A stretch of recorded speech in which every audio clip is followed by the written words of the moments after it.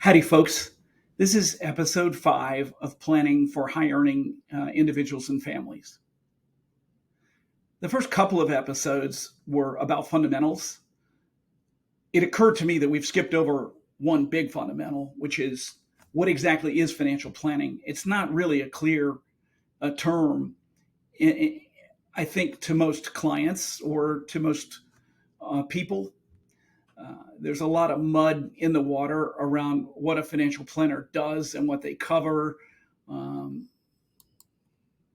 with that in mind, let's spend a little time on this. And this one may run a little bit longer than 3 minutes. I'll try and keep it down, but it's just not that simple a topic. According to the CFP board, financial planning is a collaborative process that helps maximize a client's potential for meeting life goals through financial advice that integrates relevant elements of the client's personal and financial circumstances. That is clearly a mouthful. What does it mean in practice? Well, in practice, done well, we're talking about a repeating and repeatable planning process because everything changes. It may encompass things like this, just to give you some examples, and this is not an all-inclusive list. Tax minimization, buying and selling a business, optimizing stock options and restricted stock units. Let's bundle them into the term equity awards. If you're setting up a small business, maybe setting up in a way that you can issue qualified small business stock. There's a tremendously useful piece of the tax code there.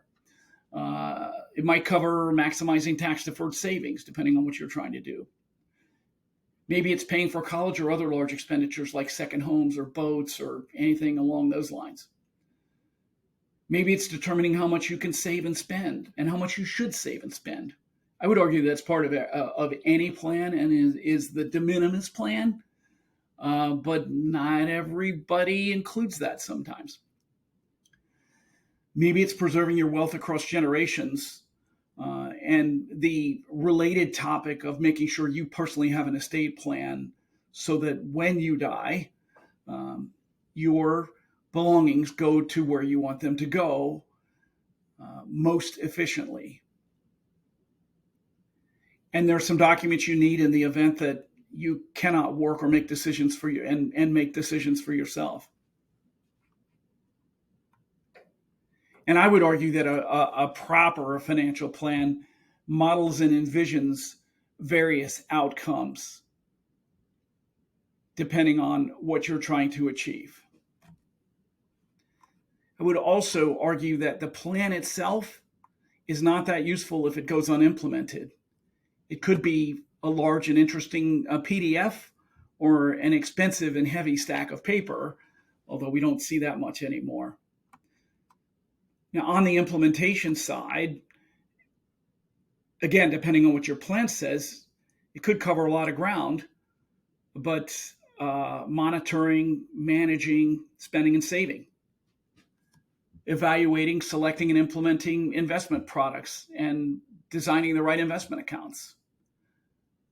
Doing the same thing for insurance products, including property and casualty and any business insurance. With the help of a CPA, managing your tax situation, proper filings, etc. Then there's your estate plan in accordance with an appropriate attorney. And there may be other legal documents like employment agreements or operating agreements for your business. Again, with the appropriate attorney. So that then brings into play a really good plan,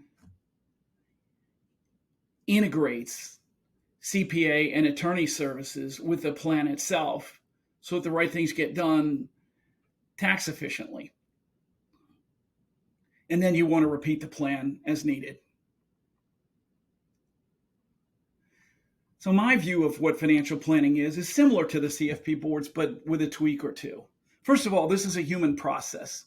So financial planning is a process whereby a human tells their story from past to present and then intentionally composes the story of their financial future.